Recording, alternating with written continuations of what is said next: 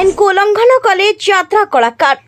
गंजाम जिला हिंजिली ब्लॉक राड़ब ग्राम 24 तारीख में लगी रामायण नाटक वन्य जंतु को खोला मंच खेलाइबा केते दूर ठीक बोली दर्शक माने दावी करिसेंती।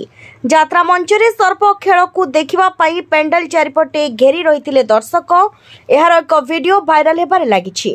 खोला मंच उभय लोक और सर्पर जीवन प्रति विपद रही। टिके असावधानता हेले सर्प मारिब चोट आउ चोट मारिले चली जीवन। वन्यप्राणी आईन को खुलमखुला उल्लंघन करिसेंती सर्प धराली।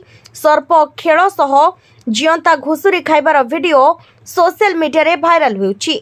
एहाकु नै पीसीसीएफ वाइल्ड लाइफ को एक ट्वीट करी अभियोग करिसेंती पशुप्रेमी।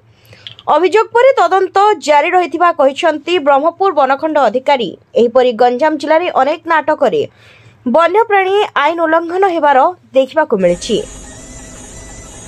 एहाकु नै गंजाम जिला ब्रह्मपुर वनखंड अधिकारी कहिसेंती तदंत रिपोर्ट आसिले दोषींको उपरे कार्यानुष्ठान ग्रहण कराजिबो। गंजाम जिल्लारू रजनीकांत पात्रंक रिपोर्ट, ओम टीवी ओडिशा।